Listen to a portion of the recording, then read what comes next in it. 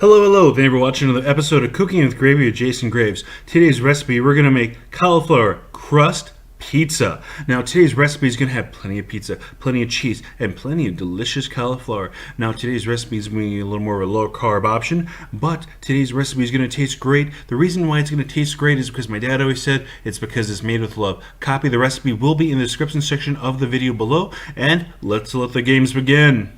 Now we're going to have one head of cauliflower that we chopped up in a food processor. That food processor, we're going to lean towards the consistency of rice or a little thinner if you want.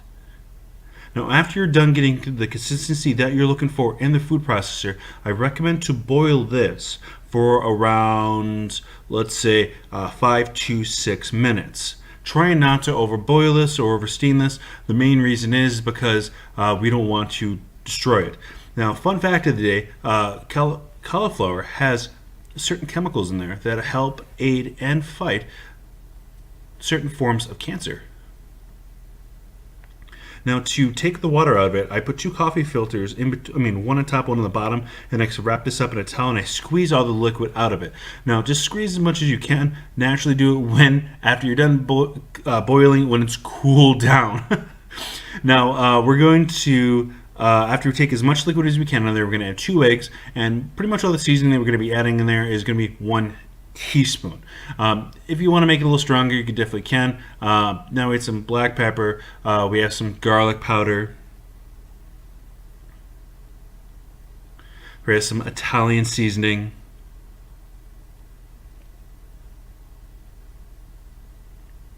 we have some salt,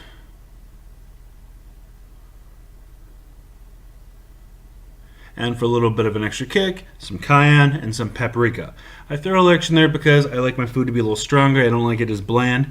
Now, one of the big things that I have to understand about using cauliflower as any form of crust, and yes, it is a good low carb option. It is great in fiber, but you have to understand that we need a form of glue to keep everything together. That's where we're using the eggs, because it's kind of turning into a semi-omelet, and naturally cheese is good for a glue for this. Now I like to throw 1/2 cup of cheese in there. Mozzarella is going to be more of a looser cheese. Certain types of cheddar cheese, certain types of yellow cheese are going to be a little more of a solid after you're done cooking it, which is the ideal goal of having a good solid crust at anything. As I said, mozzarella is not bad, but I just go with those instead.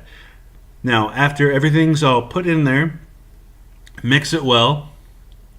We want everything to make sure it's perfect. We get all those phenomenal seasonings and tastes in every single bite. Now, joke of the day, where do pepperonis go on vacation? The Leaning Tower of Pisa. Ha! Okay, we'll get back to cooking.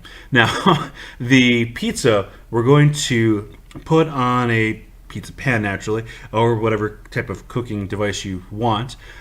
And we're just going to put this on some parchment paper. Now, if you try to put it in the middle or grease metal, it just does not work well at all. The main reason is because it's just really sticky. Now, the nice thing about parchment paper, nothing really sticks to it.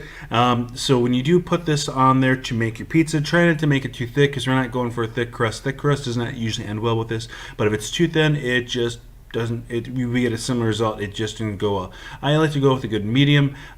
Just make sure you bake it long enough to make sure everything is at a good solid structure.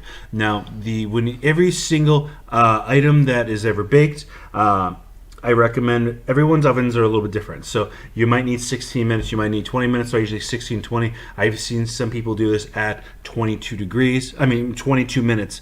But naturally, just 400 degrees, 16, 20 minutes. You have to eye this.